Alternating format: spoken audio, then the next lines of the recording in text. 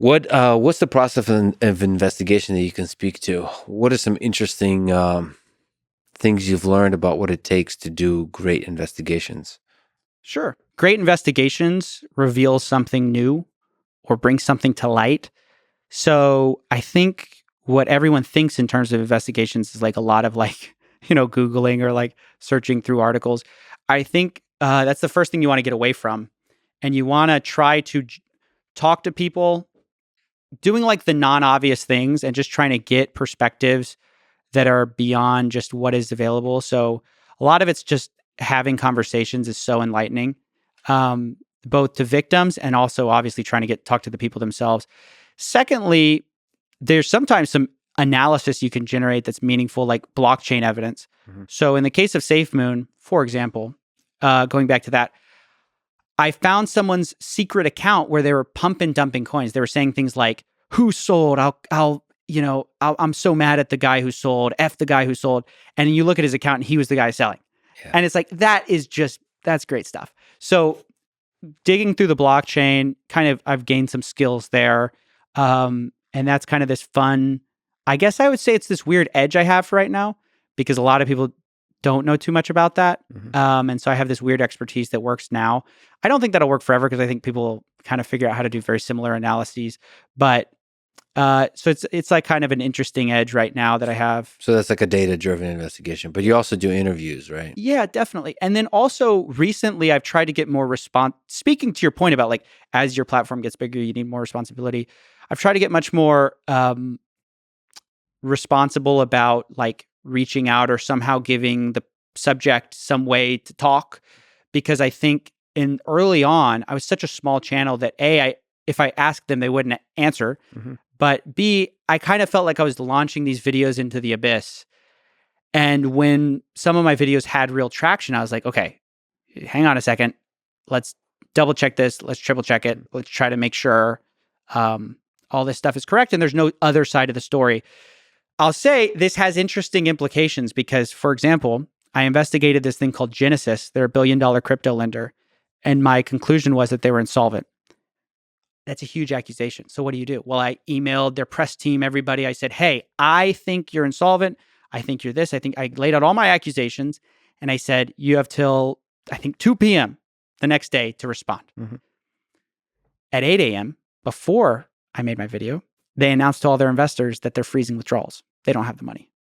So they I don't know if they saw I don't know if they actually saw that email. I don't want to take credit for collapsing them or whatever. But my point is, had I not taken that level of kind of care and just said, hey, you're a scammer, you're frauds. Ironically, could I have done more good by allowing people to withdraw their money early? I made some tweets that people did see that like some people got their money out, but my YouTube audience is much larger. And could I have helped more people had I not given them basically the ability to know what I was going to produce when I produced it? Boy, your life is difficult because you can potentially hurt the company that doesn't deserve it if you're wrong, or if you're right and you warn the company, you might hurt the. Whew. Well, I'm glad your wife is a supporter and keeps you strong. That's a tough decision. Ultimately, I guess you want to err on the side of the individual people, of the investors and so on. But it's tough. It's always a really, really tricky decision to make. Very tricky. Oh boy, that's so interesting. And then the thing I've seen in your interviews that I don't remember, because I think I watched you earlier in your career, you were a little bit harsher. You were like trollier. You're having a little more fun. Sure. And when I've seen you recently, you do have the fun, but whenever you interview, you seem respectful. Like you attack in good faith, which is really important for an interviewer. So then people can go on and actually try to defend themselves. That's really important signal to send to people, because then you're not just about tearing down. You're after like it's cliche to say, but the truth. Like you're really trying to actually investigate in good faith, which is great. So that signal is out there. So like people like SBF could, like he should go on your platform. I think. I mean, now it's like in full not just like a half-assed conversation on Twitter Spaces, but in full. So Yeah. that's great that signal is out there. But of course, the downside of sort of as you become more famous, people might be scared to sort of go on. But you do put that signal of being respectful out there, which is really, really important. You know, it's interesting. It surprises me. I know it surprises other people because other people have commented, but it consistently surprises me how many people still talk to me. Uh, and maybe it's because and I really do give a good attempt to try to argue in good faith. I try not to just like load up ad hominems or anything like that. I just try to present the evidence and let the audience make up their mind. But it surprises me sometimes that people will just be like, yeah, they want to talk. They want to talk. They want to talk. I think it's very human in a way.